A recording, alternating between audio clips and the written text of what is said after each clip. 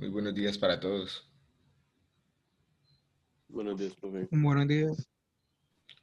Qué pena ahí por el pequeño retraso. No sé qué le pasó al Zoom hoy, que no iniciaba. De hecho, hasta ahora me está iniciando el Excel.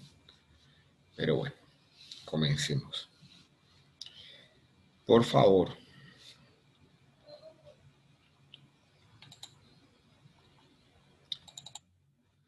¿ya pueden ver mi pantalla? Sí.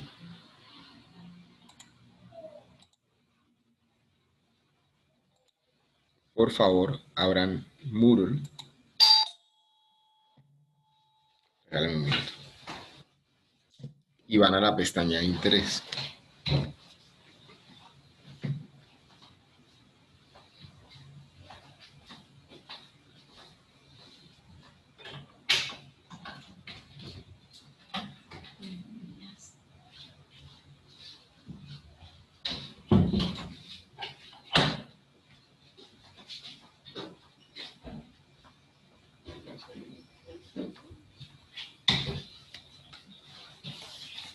Y ya estando en la pestaña de interés, van a la subpestaña que dice sigamos hablando de interés.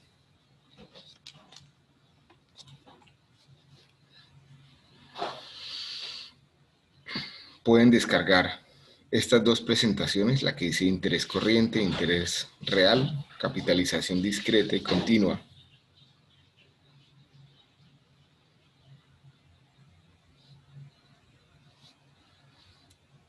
Y también van a descargar este ejercicio que dice interés corriente e interés real.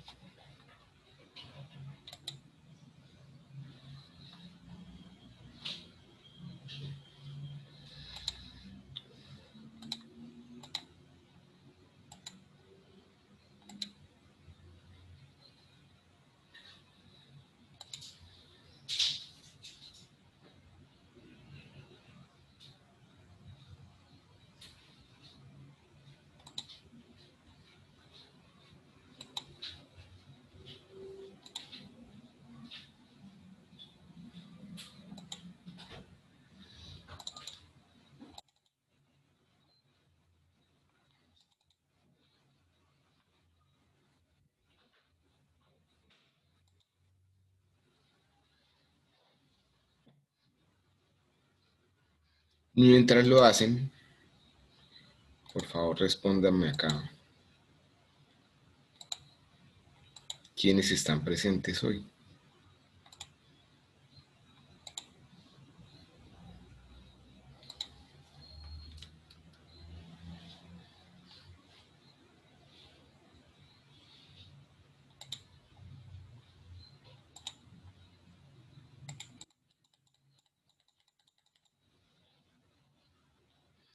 Cristian Aguilar está.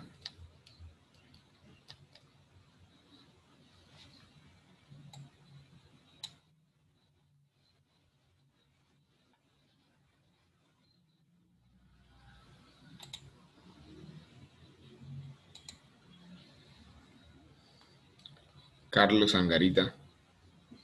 Buenos días, profe. Presente. Diana Paola Ardila. Buenos días, profe, presente. Buenos días para todos. Camilo Arenas.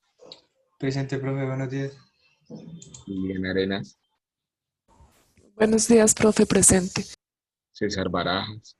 Buen día, profe, presente. Juan Pablo Bautista. Camilo Bautista.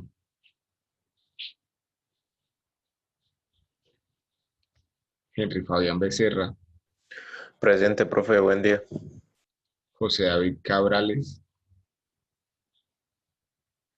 José Armando Presente, profesor, buenos días. Buenos días. José Armando. Buen día, profe, presente. Díaz. Jonathan René. Buenos días, presente, profe. Omar José. Buenos días, profe, presente. Lorena. Buen día, profe, presente. Laura Isabel.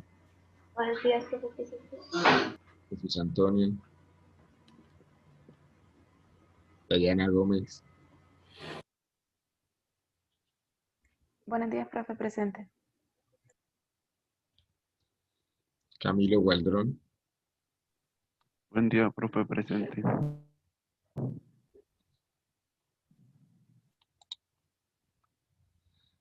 Juan Diego Guerrero. Buenos días, profe. Ervin Jaimes. Presente, profe.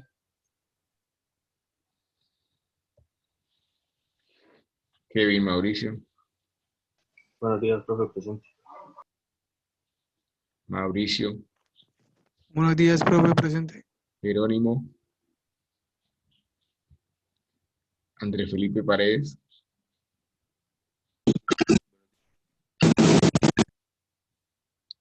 Juan Carlos Pinto. Presente, Gracias, profe. Felipe, ya te escuchamos. Ya te vi. Juan Carlos Pinto. Presente, profe. Andrés Romero. Presente, profesor. Andrés. Sí, presente.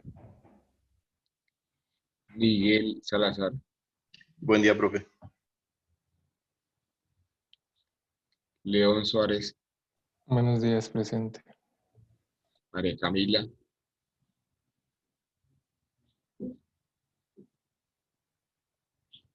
Jason.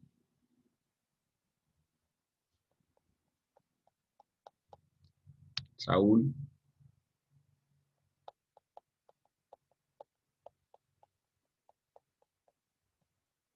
Valentina. Buenos días, profe, presente. Buenos días para todos. Bueno, ¿ya pudieron descargar el archivo? Profe, qué pena. Señor. Jesús Antonio Gómez me escribió que no puede asistir porque tiene que viajar para una cita médica, que si tiene que hacerle llegar algún correo, me pregunta. Sí, tiene que escribir al correo institucional la razón por la que no pudo asistir.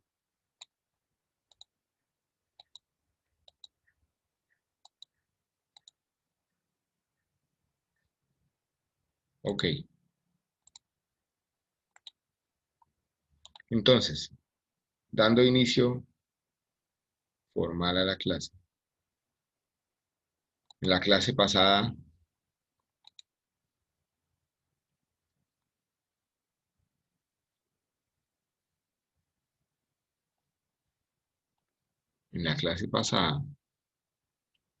vimos interés anticipado, interés vencido, ya hemos hablado también de interés nominal, de interés efectivo a cualquier periodo de tiempo, ¿cierto? Hoy vamos a hablar de interés corriente e interés real.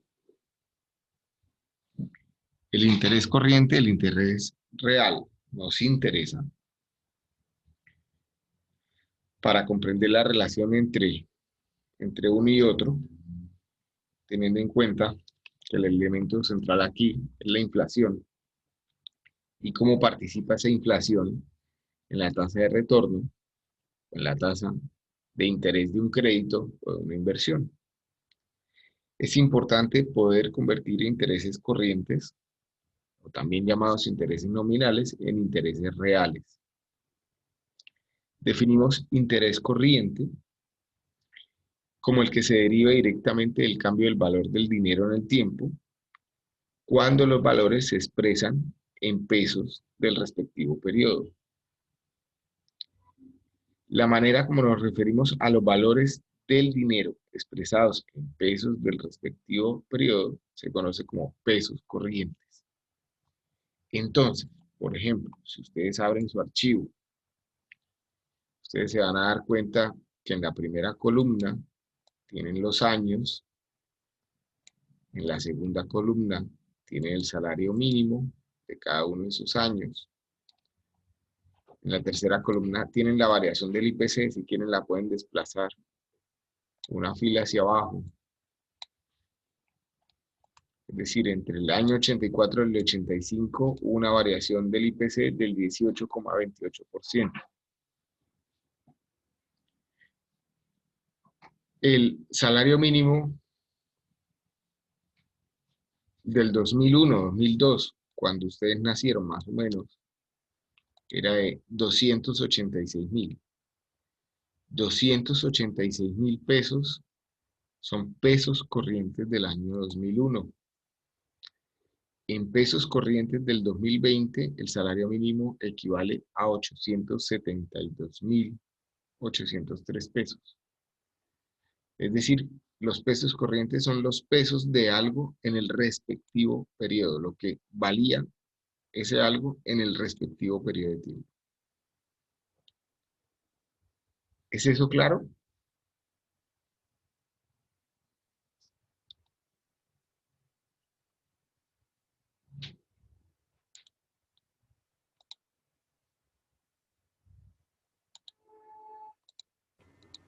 ¿Profe, puede repetir eso, lo último, profesor? Los pesos corrientes de algo es lo que valía ese algo en el correspondiente periodo de tiempo. Cuando ustedes comenzaron a ir al colegio y les comenzaron a dar, digamos, dinero para que... Señor. Como la diferencia de dinero entre un año y otro. No, no es la diferencia de dinero entre un año y otro, es lo que vale el dinero en el respectivo periodo. Por favor, respóndame esta pregunta. Cuando ustedes comenzaron a ir al colegio y les comenzaron a entregar dinero a sus padres para que compraran en la cafetería algo de comer, Sí. ¿cuánto recuerdan que valía una Coca-Cola? Como 1.000 pesos. No, profe, pregunte por empanadas, pero Coca-Cola. Una empanada. Por ahí 1.000 pesos, 1.200. ¿Y en qué No me año? acuerdo que la empanada valía 600. 600. ¿En qué año más? Sí, por ahí más o menos. Vale 600. Por ahí el 2012, 2013. No, el 2012, sí. 2012. Ok, lo vamos a poner ahí. 2012. Precio de la empanada del 2012, 600 pesos. ¿De acuerdo? Esos 600 pesos eran los pesos corrientes de una empanada en el 2012.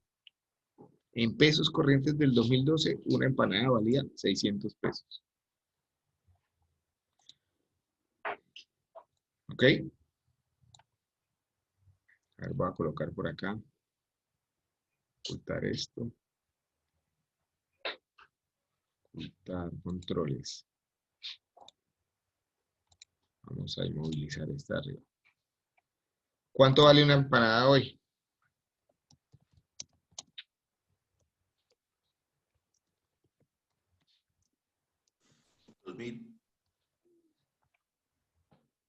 $2.000 pesos. Pero súper barata. Como 1.000 pesos. Sí. Entonces, en pesos corrientes del 2020, una empanada equivale a 2.000 pesos. Puede que alguno diga vale 1.500, otro puede que diga vale 1.000, pero digamos, ¿entendimos el concepto? Es lo importante.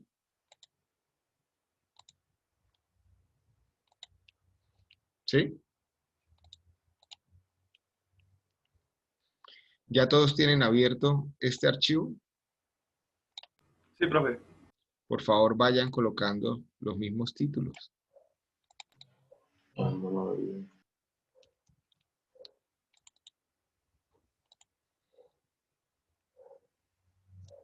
Profe, qué pena, ¿me podría recordar cómo se hace para poner la primera fila fija? Por favor.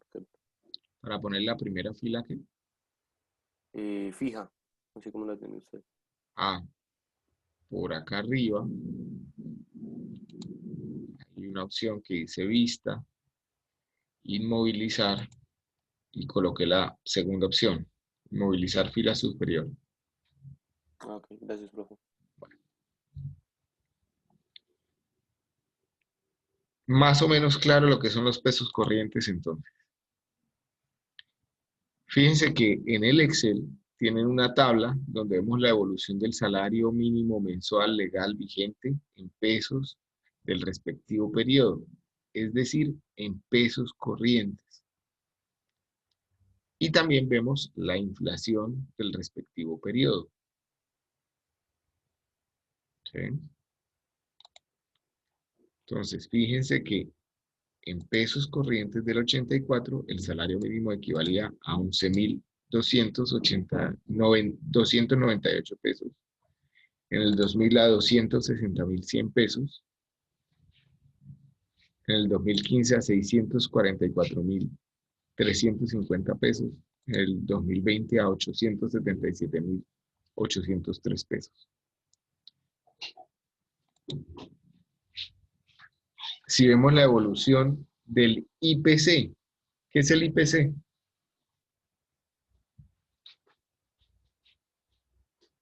¿Qué me refleja el IPC? El incremento del peso corriente a través de los años.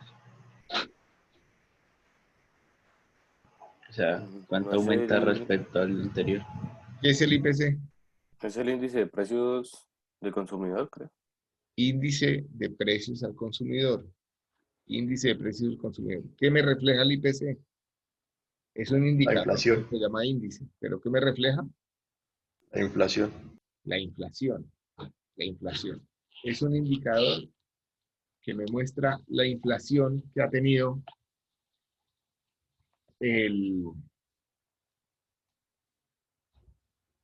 digamos, el dinero de un momento a otro.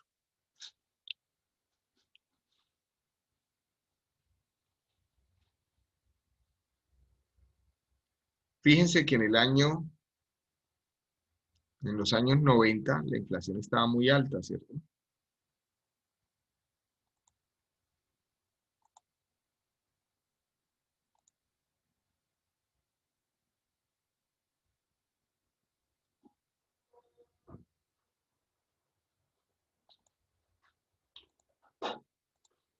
¿Sí lo ven? ¿Qué pasó por acá, en este pico? Los que les gusta la historia, porque ya ustedes no vivían por acá en esta época. Año 90 al 94, que hubo un pico muy alto de inflación.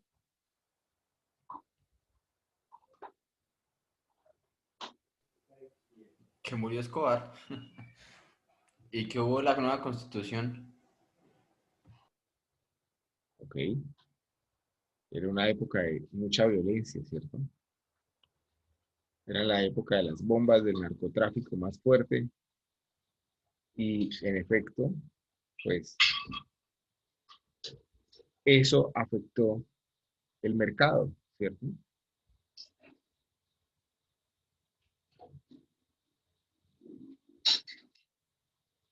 ¿Sí?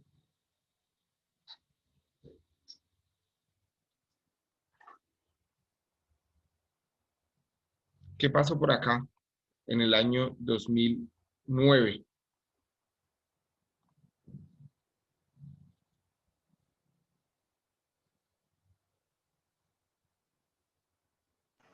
Ahí no fue cuando se firmó el Tratado de Libre Comercio. ¿Quién más? ¿Qué otra opción tienen?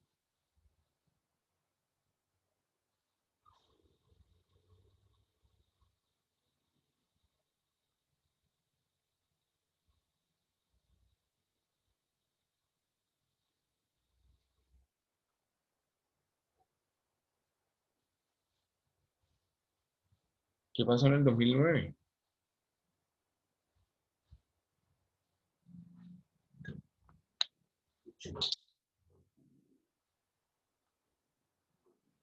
¿Qué pasó en el 2009? Ya estaban vivos, ¿cierto? Ok, bueno. Cambio de ¿Y jóvenes? presidencia. ¿Será que un cambio de presidencia afecta la inflación? ¿No fue algo referente al petróleo? En el año 2008, ¿qué pasó en el mundo? De Estados Unidos. Ya el profe. ¿Cómo? No es la crisis estadounidense. Caída de la bolsa de Nueva York, ¿no fue? Hubo una caída en la bolsa de Nueva York, producto de unos préstamos hipotecarios que la gente ya no pudo pagar. Al la gente no poder pagar sus préstamos hipotecarios, los bancos se vieron colgados, resulta que esos préstamos estaban asegurados. Al estar asegurados, le cobraron a las aseguradoras tenían reasegurados los préstamos y resulta que todo el mundo se vio involucrado porque los bancos eran de todo el mundo, ¿cierto? Y ese coletazo, esa crisis económica que se presentó en el mundo, se reflejó en Colombia un año después, en el 2009. Algo similar pasó por acá en el 2016. ¿Qué pasó en el 2016?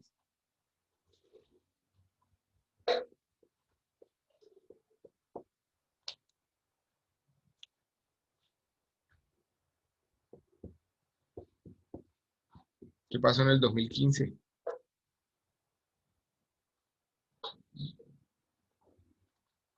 Que afectara nuestra economía. Esta es la variación del IPC de Colombia, ¿cierto?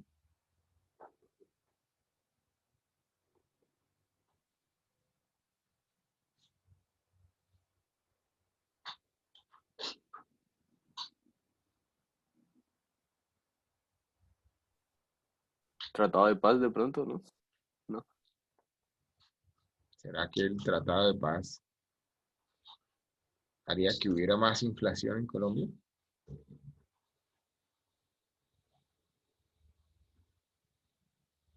Pues por un lado, ¿no, profe? ¿Será?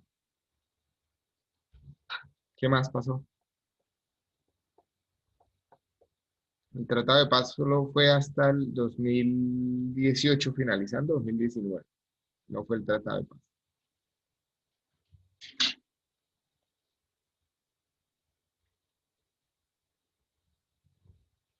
¿Qué pasó en el año 2015?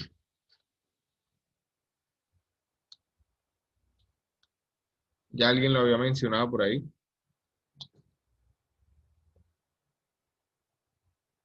Solo que en el 2008. Caída del La petróleo, caída del profe. precio del petróleo. La caída del precio del petróleo. El petróleo cayó de $100 el barril a $40 el barril y nuestra economía, que es dependiente del petróleo, pues se vio afectada. Al caer el precio del petróleo, todo se afectó, ¿cierto? El efecto del Tratado de Paz no debería ser alcista, debería ser todo lo contrario, debería darle más tranquilidad a la inversión extranjera, atraer, o sea, la tendencia debería ser no a que hubiera inflación, sino probablemente a todo lo contrario. Muy probablemente el COVID sí marque otro pico, ¿cierto?, de inflación. Y ya lo pueden ustedes ir monitoreando en las gráficas que ustedes decidan hacer. Viendo la evolución en pesos corrientes, que son los pesos del respectivo año del salario mínimo, completemos ahora la misma tabla calculando la variación porcentual del salario por periodo en pesos corrientes. Y finalmente, comparemos la tasa de incremento del salario en pesos corrientes con la de la inflación. Entonces, por favor, en su Excel, que ya todos tienen abierto, ¿cierto? Fíjense que tenemos salario mínimo, tenemos variación del IPC, que lo desplazamos una casilla, ¿cierto? Podríamos haberla dejado en la misma, pero hagámosla así. Por efectos de cálculo del Excel es un poco más cómodo. La siguiente columna es variación nominal del salario mínimo. La siguiente es variación porcentual del salario mínimo. La siguiente es la variación real del salario mínimo. ¿Cuál fue la variación nominal del salario mínimo de un año al otro? Pues la diferencia, ¿cierto? La diferencia entre el año 85 y el año 84. Entre el año 85 y el año 84 el salario mínimo subió nominalmente 2.260 pesos.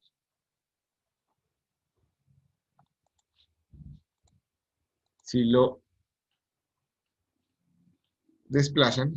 Entre el año 2019 y 2020 el salario mínimo subió 49.687 pesos.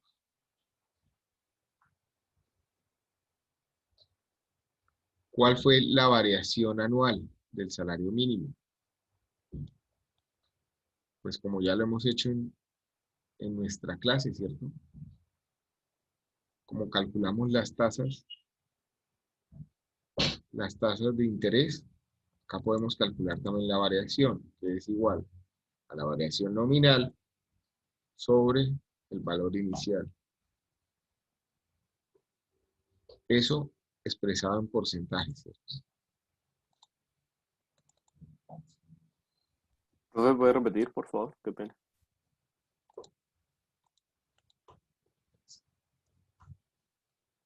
Variación nominal sobre el valor base. O lo que es lo mismo,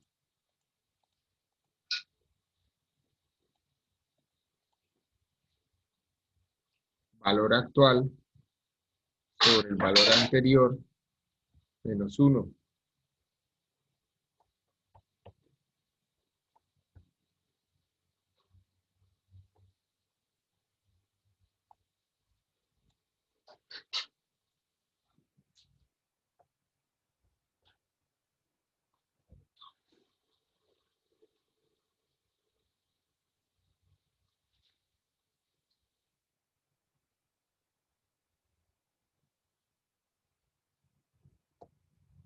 Entonces, fíjense que si graficamos esto, le colocamos un condicional, por ejemplo, de barras,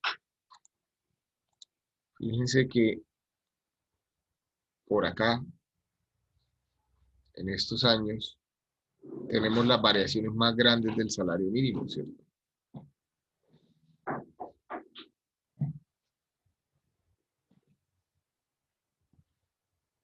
¿Sí?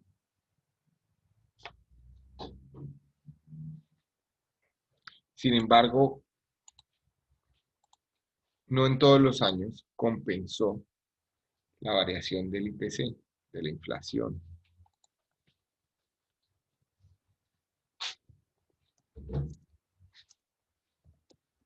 ¿Compensa el IPC?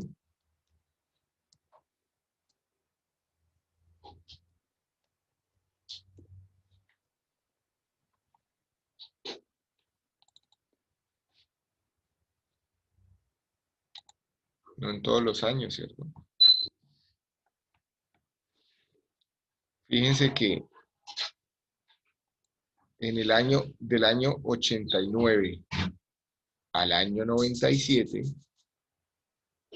no hay compensación siquiera del IPC, es decir, el aumento del salario mínimo entre el 96 y el 97 fue el 21,02%, pero la inflación fue el 21,63%. Es decir, que entre el 96 y el 97 los colombianos no ganaron capacidad de consumo de un año al otro. Todo lo contrario, perdieron capacidad de consumo, porque ni siquiera se compensó la inflación. ¿Dónde fue más crítico? En el año 91, ¿cierto? Por más que en el año 91 el aumento del salario mínimo fue el 26,6%, 0,6, perdón. No alcanzó a compensar el 32,36% de inflación que hubo entre el año 90 y 91. ¿Sí lo ven?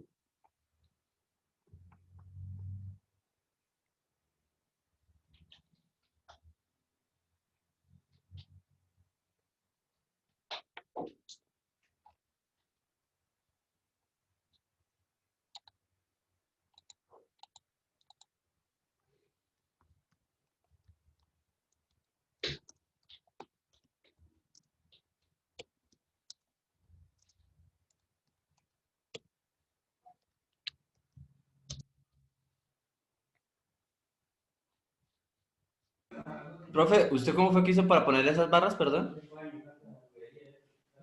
Se paran en la columna o en la casilla que quieran sacarla y le dan aquí arriba donde dice en estilos, la hoja inicio. En el menú inicio En el grupo de estilos tienen estos que llaman condicionales. Pueden colocar aquí barras de datos.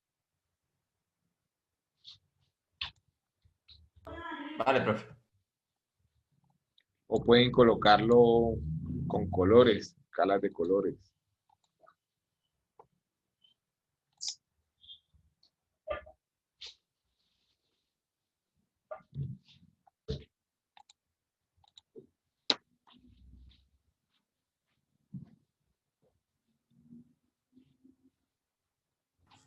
Profe, ¿cómo fue que hizo la última columna? Esta Sí. es la diferencia entre la variación del salario mínimo y la variación del IPC.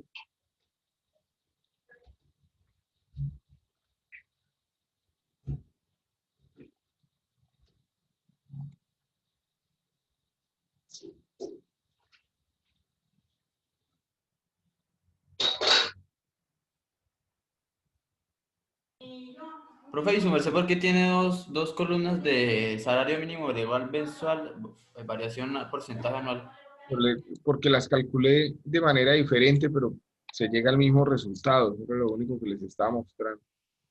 Ah, ok. ¿Cuál? No me di cuenta, profe, cuál fue la diferencia.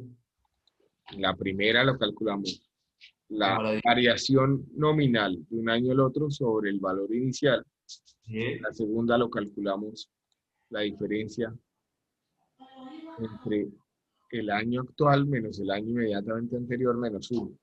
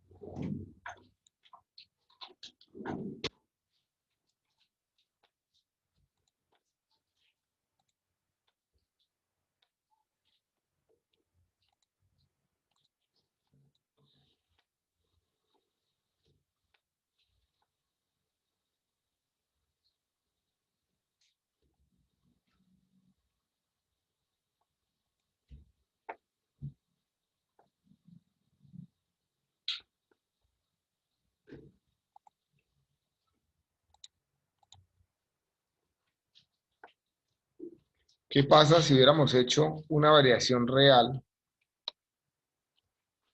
del salario mínimo? Es decir, si hubiéramos ajustado en el año 84 el salario mínimo por la inflación exclusivamente y no por el dato de aumento de salario mínimo. ¿Cuál sería el valor del salario mínimo?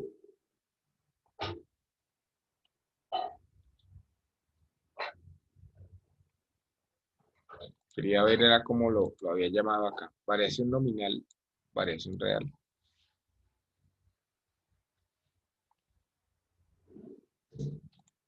Voy a llamarlo así, igual.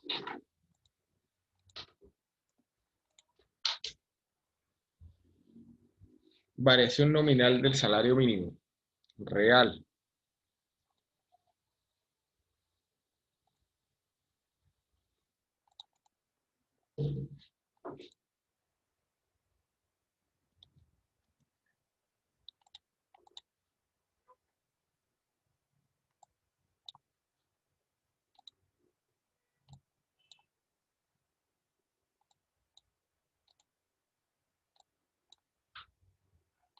¿Sí me entendieron o no me entendieron?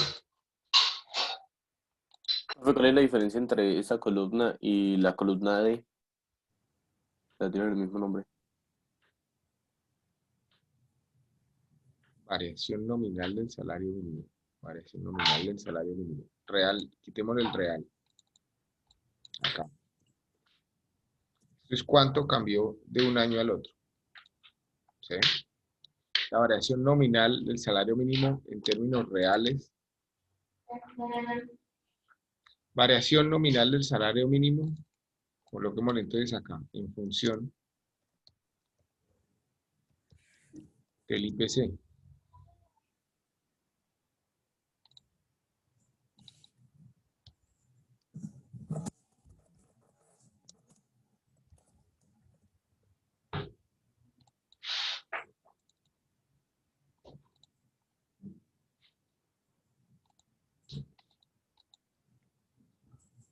Es decir, que el salario, ¿cuánto sería el salario mínimo del 85 si se hubiera ajustado simplemente por el IPC? Pues yo lo puedo hacer usando mi ecuación, la de ingeniería económica, ¿cierto? Es decir, valor futuro es igual a un valor presente por 1 más el interés pactado, ¿cierto? Donde ese interés pues va a ser mi IPC, como lo acá.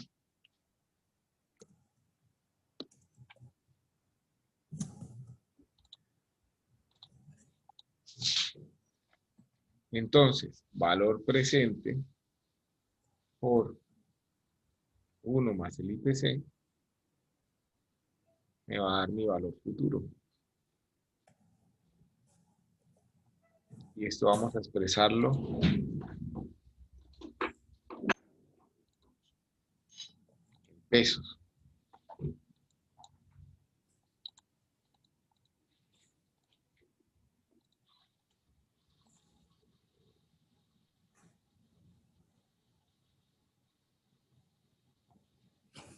No me dio así.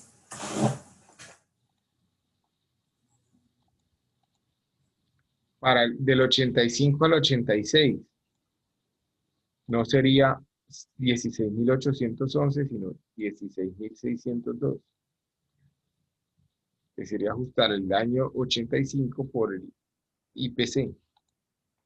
¿Sí me van entendiendo?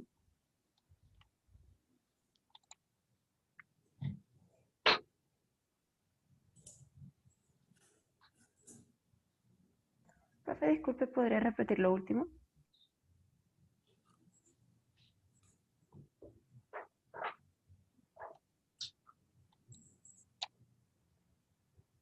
A ver, otra vez. ¿Qué pasa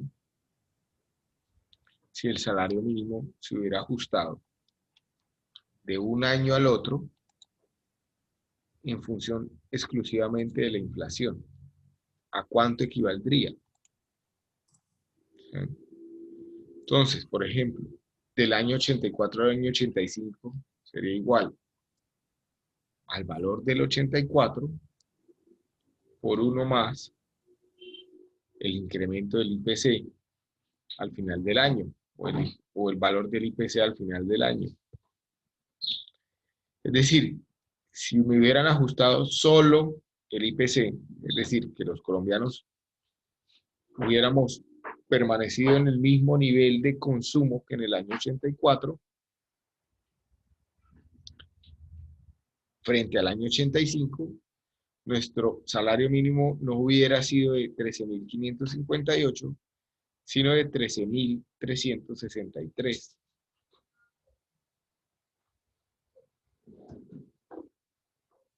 ¿Sí?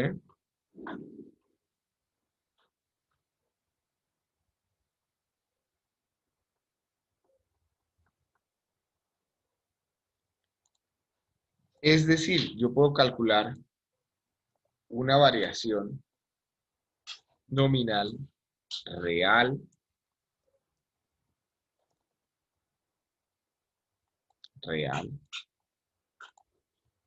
del salario mínimo, como la diferencia entre lo que me subieron menos lo que hubiera sido el ajuste simplemente por IPC. Entre el año 84 y el 85, entre el año 84 y 85, los colombianos tuvieron 195 pesos de más capacidad de consumo. O sea, en el 85 podían consumir 195 pesos más que en el año 84, con el mismo salario. ¿Sí es claro lo que les acabo de comentar? Sí, profe. Sí, profe. Si lo arrastramos para toda la serie, fíjense que Duque, por ejemplo, decía que la variación del salario mínimo entre el 2018 y el 2019 era la más alta de la última década. ¿Alguien lo escuchó decir eso? Sí, señor. A ver, vamos a colocarle por acá uno de este estilo.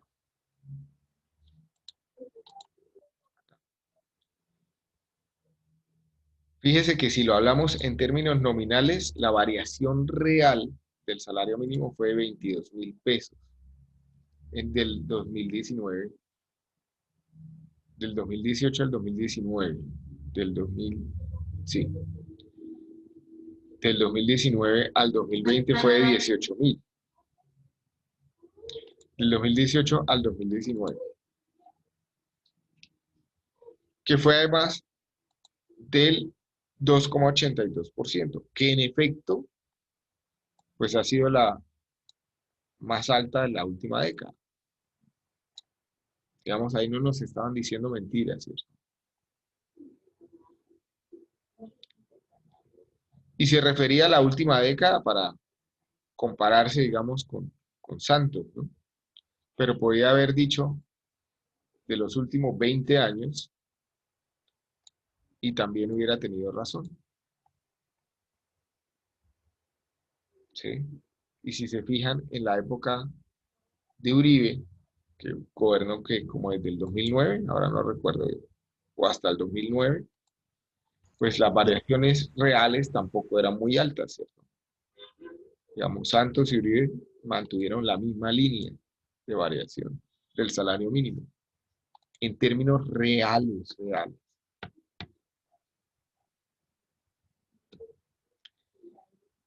Si nos vamos a la variación, digamos, porcentual, voy a ocultar una de estas porque está repetida.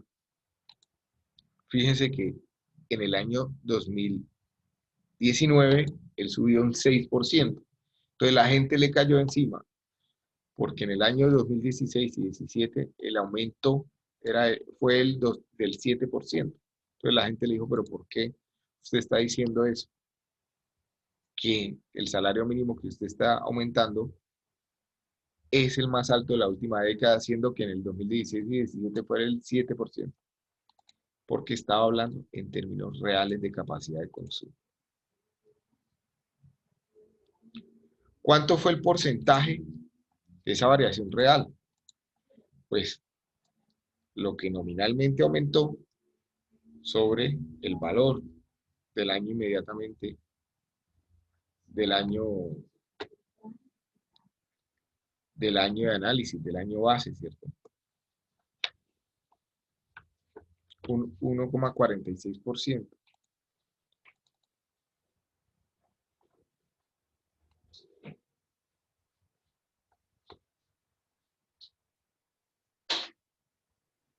Que no es este mismo, ¿no?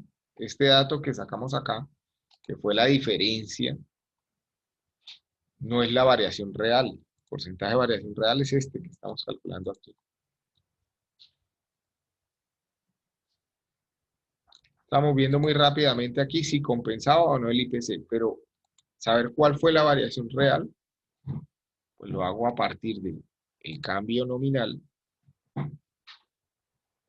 real entre un año y el otro frente a lo que debería equivaler el salario mínimo ajustado por el IPC. Entonces, volviendo al tema, fíjense que aquí ya teníamos variación en salarios mínimos, variación del IPC, que ya lo hicimos. Si graficamos nuestros datos, vamos a encontrar que en algunos años, como vemos acá en la gráfica, acá año 94, año 90, año 91, la variación del salario mínimo estuvo muy por debajo del IPC. Año 91 fue el 25, el IPC estuvo en el 32%, eso ya lo analizamos. En el año 2009, fíjense que fue idéntica, ¿cierto? Y en el año 2016 también fue muy parecida, miremoslo en el Excel. Año 2009, fíjense que la variación real fue el 0%, ¿cierto? Año 2016, 0,22%.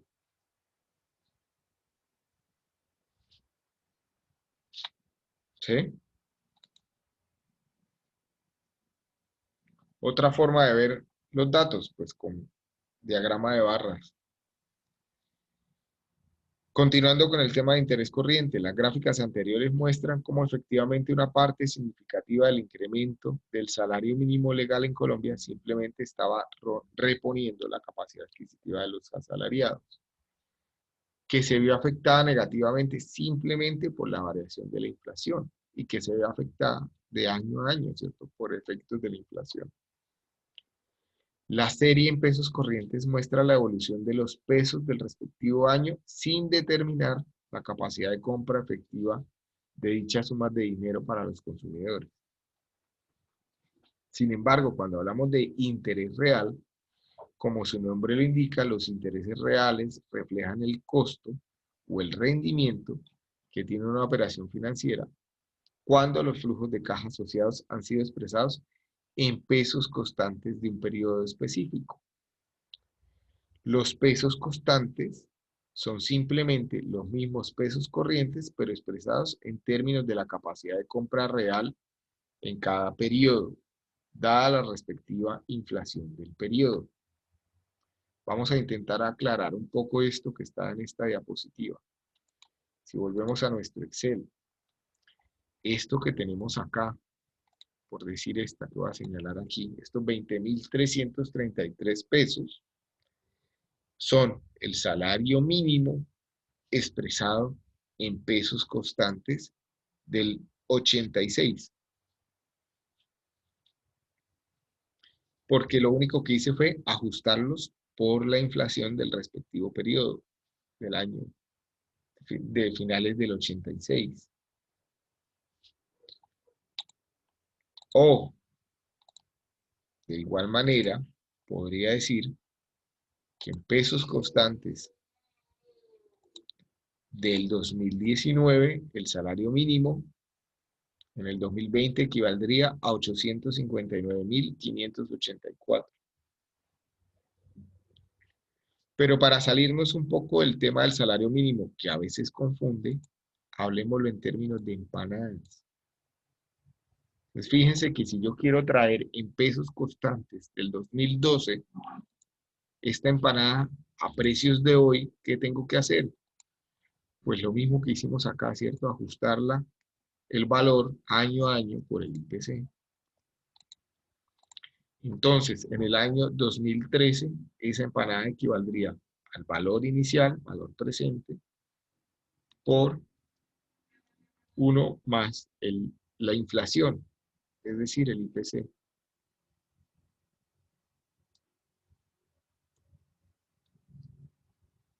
Seguramente que en el año 2013 las empanadas no valían 615 pesos, ¿no? Valían o seguían valiendo 600 o comenzaron a valer 650.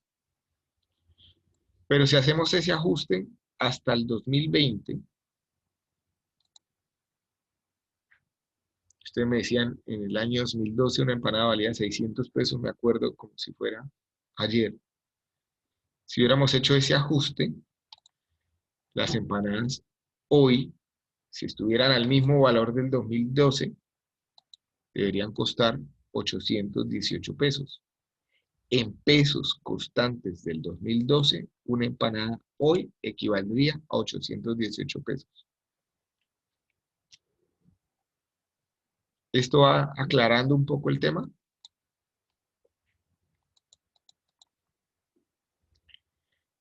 De manera similar, si quisiera saber cuál es el valor equivalente en pesos constantes del 2020 de una empanada en el 2012, pues puedo devolverme, ¿cierto? Utilizando la fórmula contraria, valor presente es igual a valor futuro sobre 1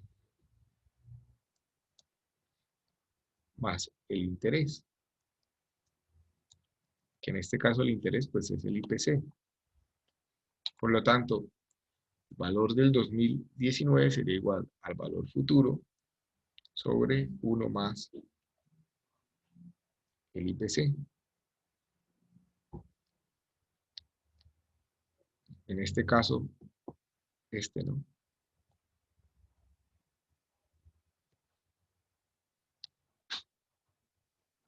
Y eso me diría que en el 2012 una empanada valía en pesos constantes del 2020 1.468 pesos.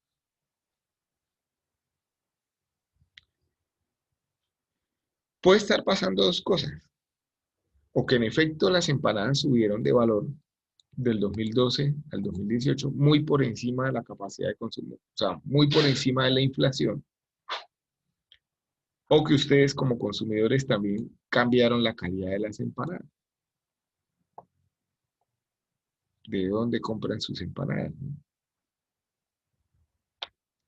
¿Alguien recuerda una empanada en 1.468 pesos en el 2012? Yo sí.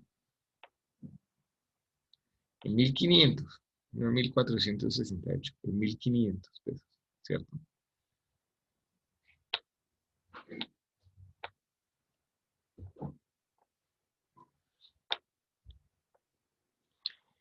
A mí el tema de las empanadas no es el mejor ejemplo. Normalmente lo hago con Coca-Cola porque el valor es más estándar, ¿cierto? Empanadas, hoy yo puedo encontrar empanadas de 2.000, como puedo encontrar empanadas de 4.000, como puedo encontrar empanadas de 1.000, ¿cierto? Depende de la calidad. Frente que la Coca-Cola, la variación del precio fluctúa menos, ¿cierto? O sea, puedo encontrar una Coca-Cola en 5.000 en un restaurante costoso, pero eso es atípico. Si hablamos del precio en una tienda, pues siempre va a ser similar, ¿sí?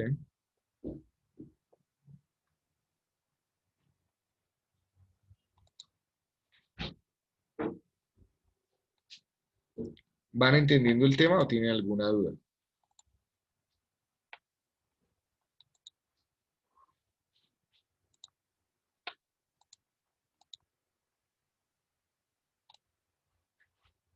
¿Siguen conmigo? Que no los veo a ninguno. Sí, Sí, profe. señor. Profe, ¿podría ser el ejemplo también con las Coca-Cola, saber la variación? Volvámoslo a hacer. ¿Quién recuerda cuánto valía una Coca-Cola cuando comenzaron a darle dinero para ir al colegio?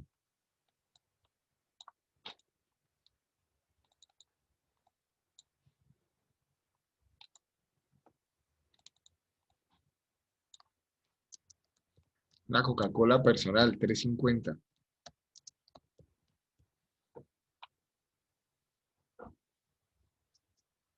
Como 1.200, algo así. 1.200, ¿en qué año?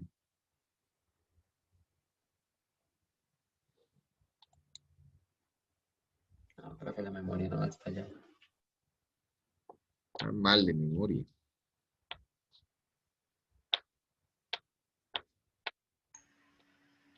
¿2010? ¿Cómo? ¿2010? Pero yo también puedo movilizar mis columnas de la izquierda, ¿cierto? O sea, si me voy por acá, a donde dice vista, inmovilizar, vuelvo y movilizo todos mis paneles. Y le digo inmovilizar de esta forma. Perdón, voy a movilizarlos todos. Primero me tengo que parar en el cuadrante que quiero inmovilizar. Entonces, si quiero inmovilizar estas tres columnas y esta fila, pues me paro acá y le digo inmovilizar con esta y ya me queda siempre quietas esas tres, ¿cierto? Lo voy a hacer para el tema de la Coca-Cola. Valor de una Coca-Cola.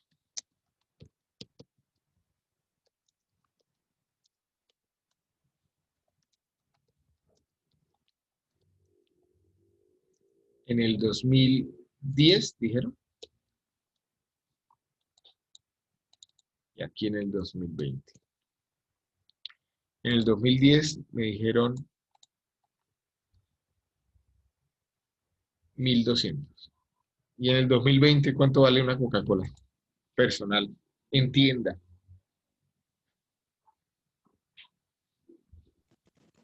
En la cafetería. ¿Cuánto? 1800. 1800. Comencemos por esta. Si me devuelvo en función de mi IPC.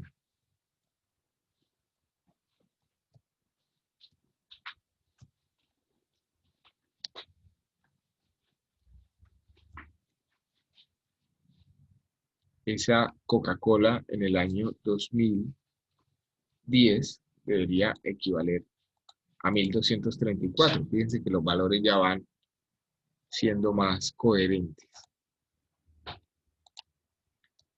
Si lo hago en pesos constantes del 2010, una Coca-Cola hoy valdría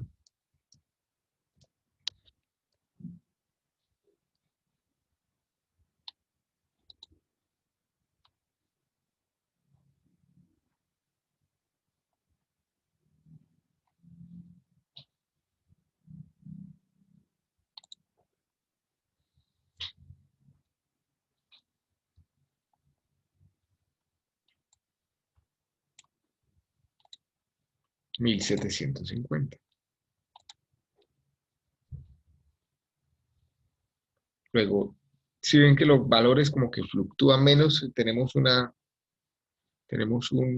valor más estándar, porque el producto está más estandarizado.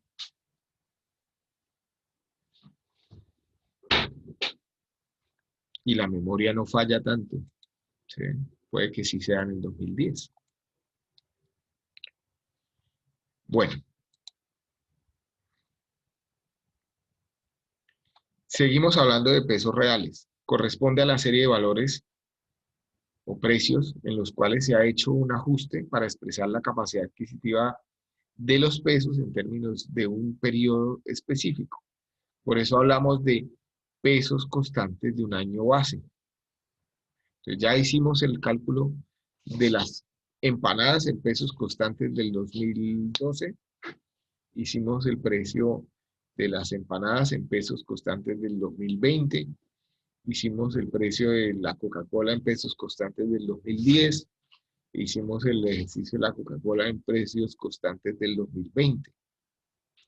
Podemos, por ejemplo, expresar la serie de pesos reales de la evolución del salario mínimo colombiano en pesos constantes de un año base, 2000, 2010, 2005, etc.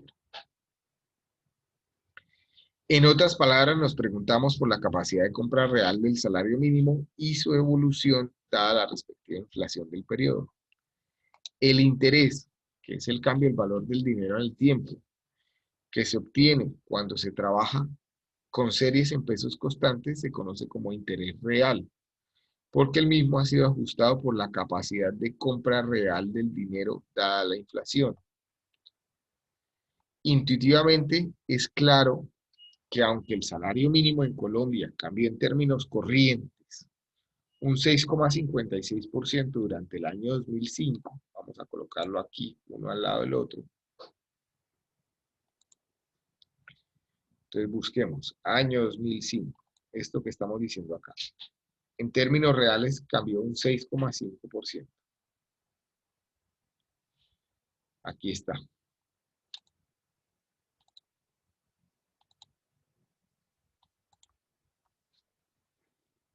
$6,56. Pues la inflación del periodo respectivo fue durante el año 2005. Sin embargo, la capacidad de compra real de los trabajadores no se incrementó en el mismo periodo en el 6,56%.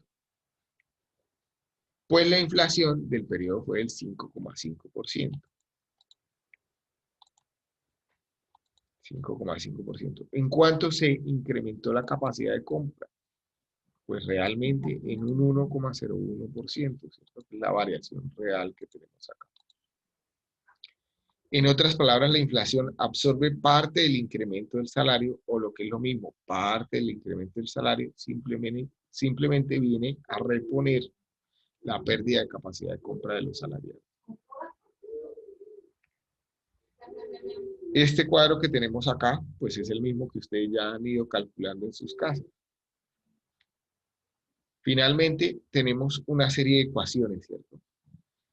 en donde podemos calcular esta variación real en función de los demás precios. Entonces fíjense que la variación real, esta ecuación que tengo aquí a la izquierda, que acabo de seleccionar, la puedo calcular aquí y me tiene que dar lo mismo. Dice, variación real es igual a 1 más el interés corriente. 1 más el interés corriente. ¿Cuál es el interés corriente?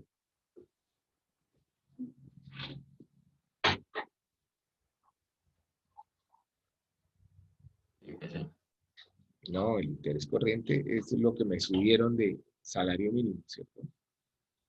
Sería el 20%. Ay, Dios. A ver, ¿qué voy a hacer? Entonces, interés real sería igual a 1 más el interés corriente, que es el 20%, que es la variación del salario mínimo, sobre 1 más el IPC, en este caso. Ahora sí.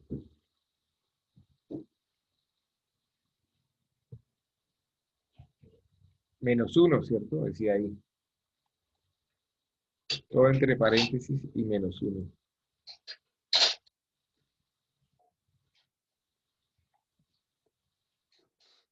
Me va a dar el mismo valor que ya habíamos calculado intuitivamente, ¿cierto?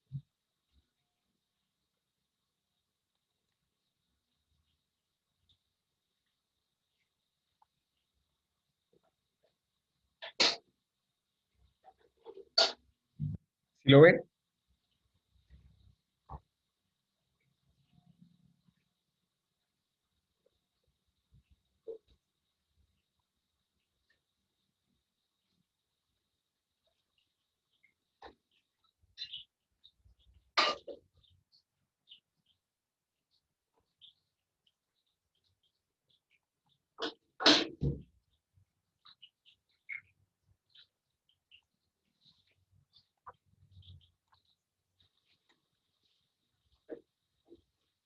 Bueno, asumo que sí.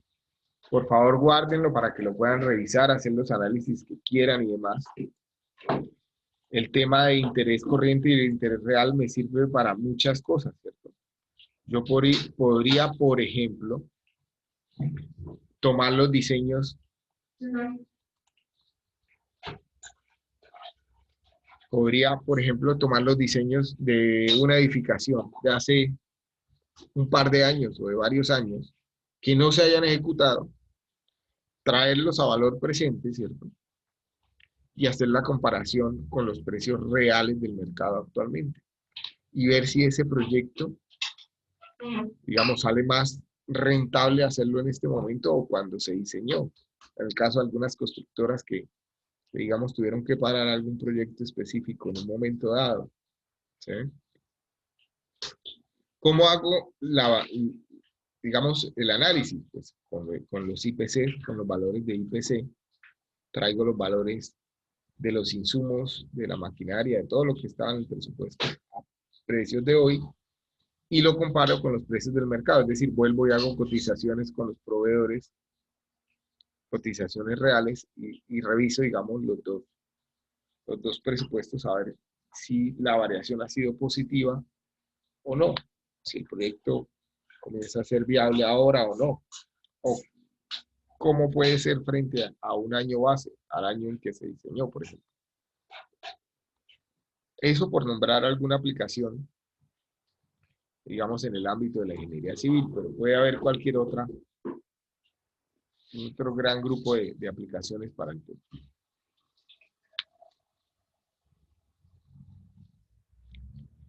Hablemos de capitalización discreta y de capitalización continua.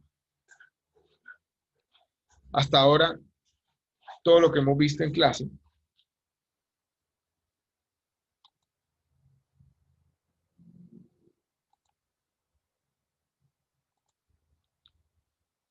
siempre ha tenido capitalización discreta.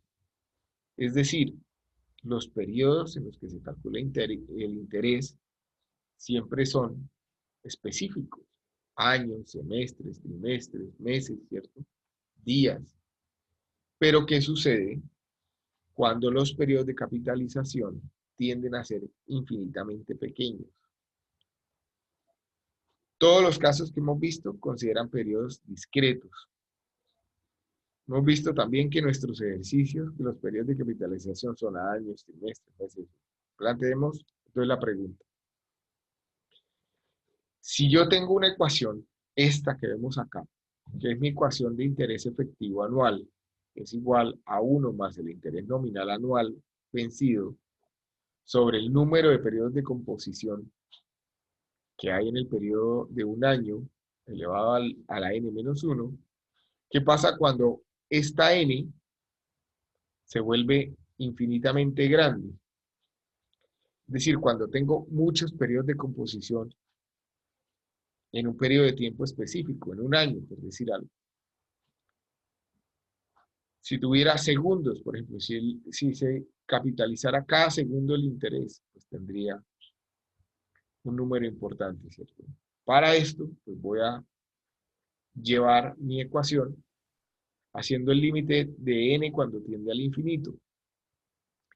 Y en ese caso me va a quedar que el interés efectivo anual de una capitalización continua, es decir, cuando n es infinitamente grande, o los periodos de composición son muy pequeños, pasan de un momento a otro de manera muy rápida.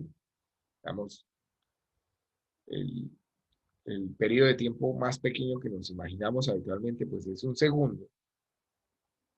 Mi interés efectivo anual queda representado por la ecuación que ustedes están viendo acá.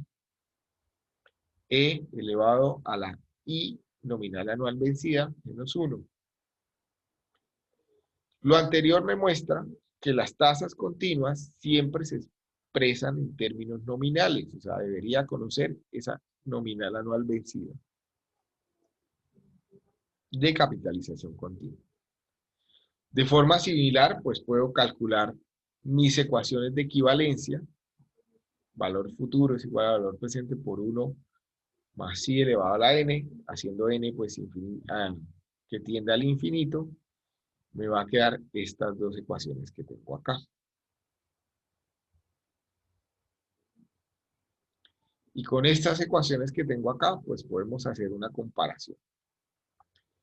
Supongan que una persona deposita hoy una suma de dinero en una institución financiera que paga un interés del 12% anual, capitalizable continuamente. Fíjense que esta tasa se expresa en términos nominales, ¿cierto? Tengo un periodo de tiempo que es el año y tengo un periodo de capitalización que es continuo, que son muchos en un periodo de tiempo muy pequeño, continuo. Si el saldo a favor del inversionista es de 15.300.000 dentro de 3 años, ¿cuánto fue lo que depositó la entidad financiera?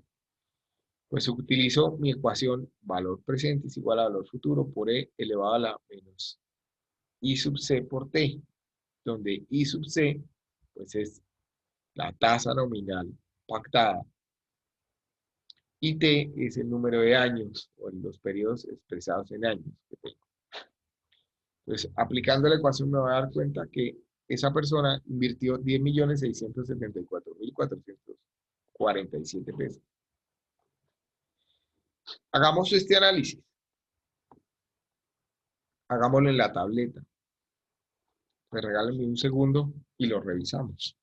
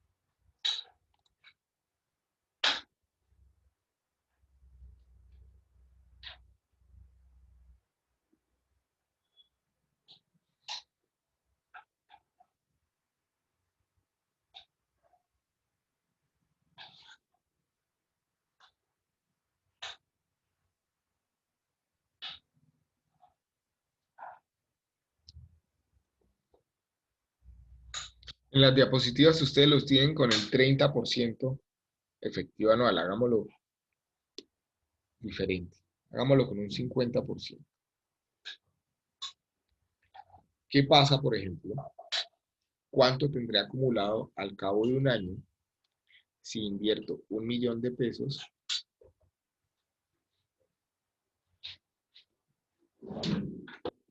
a una tasa del 50%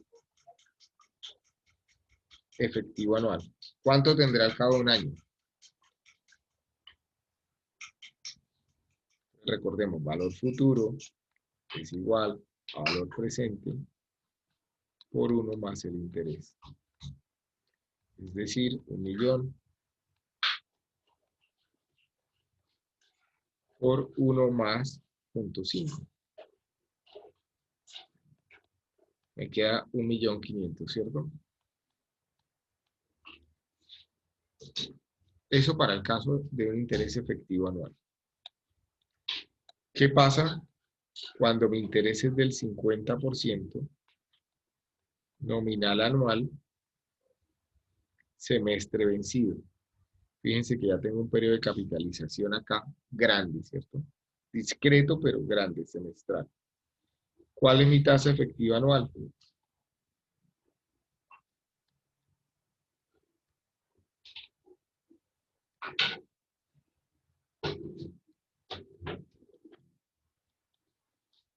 ¿Cuánto me da esa tasa?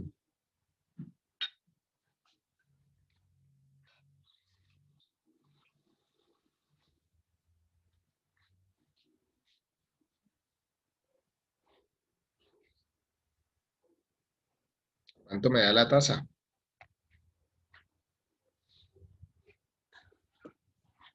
$56,25%.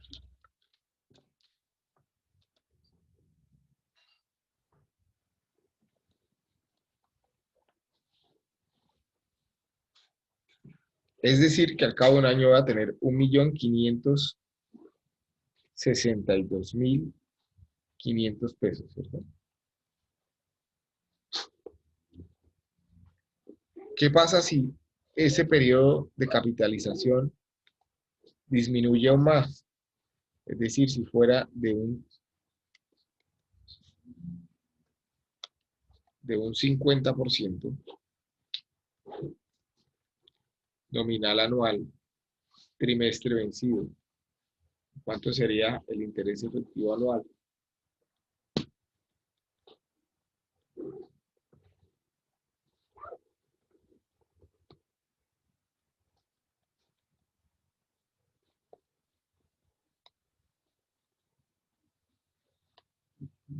$60,18%.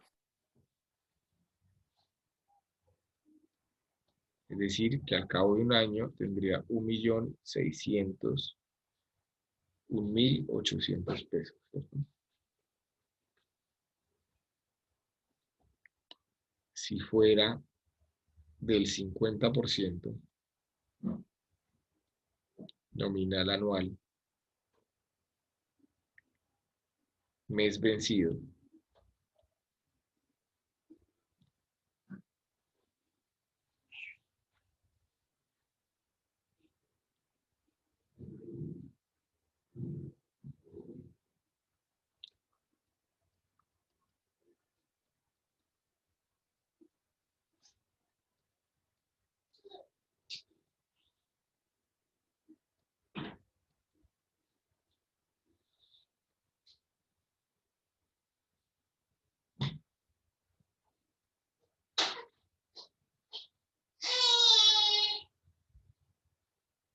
Sería de un 63,20%, 21%.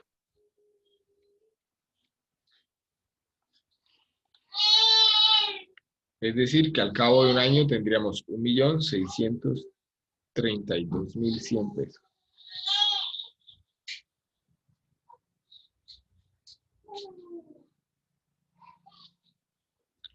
¿Qué pasa si fuera del 50%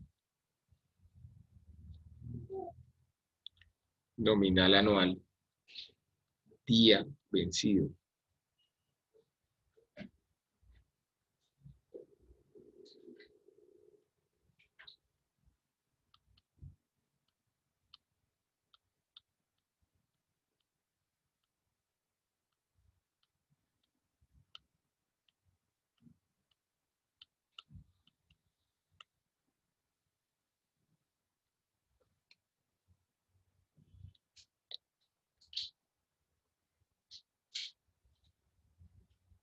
¿Cuánto les daría esa tasa?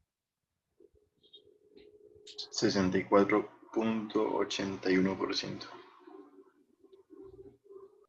Es decir, que al cabo de un año tendrían 1.648.100 pesos. Y si finalmente la tasa es del 50%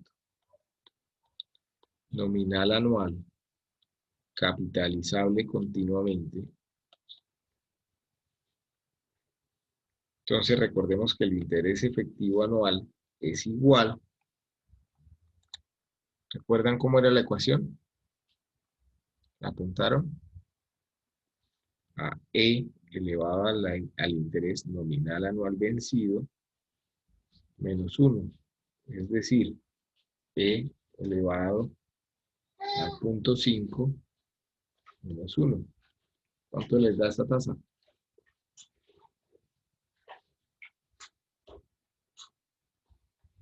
$64.87%. ¿64, coma qué? 87%. 87%.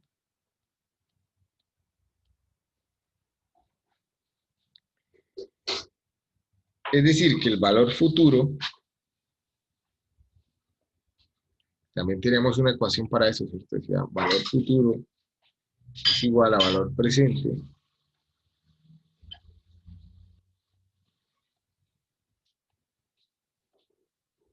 por E elevado a la I sub C por T.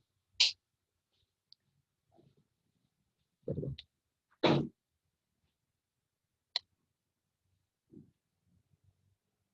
Es decir, 1.000.000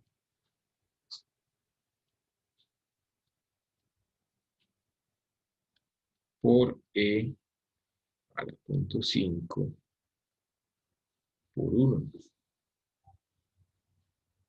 Y esto me da 1.648.700 pesos.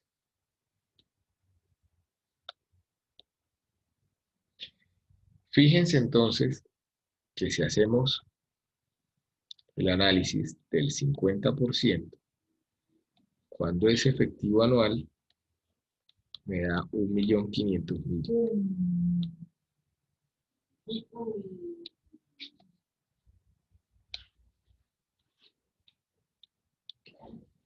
Cuando es nominal anual, semestre vencido, ¿cuánto me daba? 1.500.000.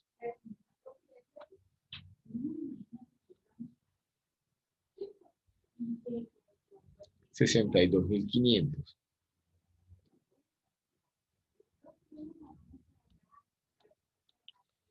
Cuando fue nominal anual, trimestre vencido, nos dio 1.601.000, ¿qué? 800.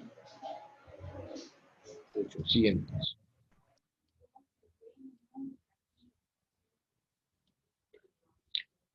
Cuando lo hicimos nominal anual, mes vencido, me dio 1.632.100. ¿Sí? Cuando es día vencido, nos dio 1.648.100.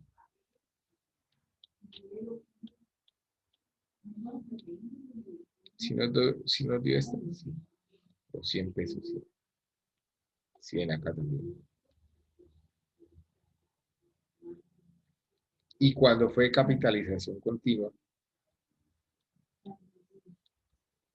nos dio 1.648.700. ¿Qué podemos concluir de este análisis que acabamos de hacer?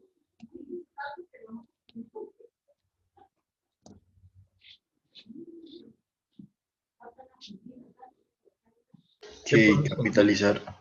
¿Cómo? Capitalizar continuamente es muy parecido como si lo hiciéramos diariamente. Claro, podemos concluir eso, ¿cierto? Primero, y muy importante, una capitalización continua no quiere decir que nos vayamos a hacer infinitamente ricos, que esto vaya a crecer muchísimo, ¿cierto? Ni infinitamente ricos ni infinitamente pobres si es que nos tocara pagar un crédito con capitalización continua. Hay un límite, ¿cierto? Y ese límite es muy parecido a la capitalización de un día. Es correcto incluirlo así, ¿sí? Entonces, fíjese que esto fue para el caso de un 50%.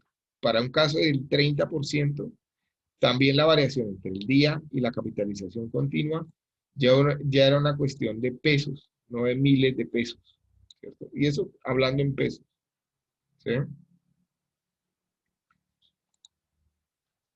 Observamos que el valor futuro es mayor mientras mayor sea el número de periodos de capitalización por año y una tasa nominal. Ese es otro tema que podemos concluir del ejercicio que acabamos de hacer.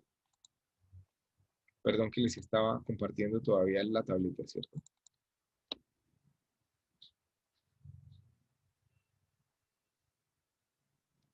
¿Sí? ¿Qué están viendo en este momento? ¿Estaban viendo la tableta o no? Sí, pero ya estamos viendo el Excel, profe. ¿Cómo? El PowerPoint. Ok. ¿Estaban viendo la tableta? Ahora están viendo el PowerPoint. Sí, señor. Ok. Es que comencé a hablar pensando que estaban viendo el PowerPoint y no era así. Les estaba comentando. Fíjense que en el ejercicio que hicimos en la tableta, lo hicimos con un 50%. Pero si lo hubiéramos hecho con un 30%, que es lo que tienen ahorita en la diapositiva, pues la variación con una capitalización diaria a una capitalización continua cambia es en términos de pesos, no en términos de miles de pesos, como pasaba con todas las demás periodos de capitalización discretos, ¿cierto? Luego hay un límite, que era lo que comentábamos. Observamos que el valor futuro es mayor mientras mayor sea el número de periodos de capitalización por año de una tasa nominal. Sin embargo, ese valor no puede crecer infinitamente al hacer infinitamente pequeños los periodos de capitalización. En términos prácticos, una capitalización diaria es tan costosa o tan rentable como una capitalización continua. Recuerden que yo lo puedo ver desde los dos puntos de vista de los actores de la economía. Si yo estoy invirtiendo en capitalización continua, pues para mí es muy rentable, ¿cierto? Las tasas de capitalización continua se usan ampliamente en escenarios en los que es necesario conocer el valor del dinero con exactitud en cada instante de tiempo, como suele ser el mercado bursátil, mercados de capitales, transacciones de cobertura, arbitrajes con derivados financieros, todo el tema de bolsa, ¿cierto? Es importante conocer en cada momento. También son de amplio uso en escenarios de superinflación, en los que es necesario saber cuánto ha cambiado el poder adquisitivo del dinero en el transcurso de días o incluso de horas. Entonces recuerden lo que les leía hace ya como unas 5 o 6 clases, cuando hablábamos de temas de inflación, ¿cierto? Lo que ocurrió en Alemania, por ejemplo, al final de la Primera Guerra, que si ustedes iban a un restaurante y no comían muy rápido, el precio de las cosas, por efectos de la inflación, les podía subir, ¿cierto? El valor de las cosas. Para finalizar el tema de interés, ustedes tienen aquí 3 ejercicios planteados, pero también en Moodle, si entramos a Moodle y se van por acá donde dice exámenes, ustedes van a encontrar un taller en donde dice otros recursos. Acá donde dice examen formativo, van a encontrar un taller. Ese taller no tiene nota. Está ahí para que ustedes tengan una serie de ejercicios para que puedan estudiar. Y el parcial queda para el próximo miércoles 25 de noviembre en la hora de clase. El próximo lunes sacamos una media horita para resolver dudas o inquietudes que ustedes tengan. ¿De acuerdo? Profe. Dale, profe. ¿Tienen alguna duda en este momento?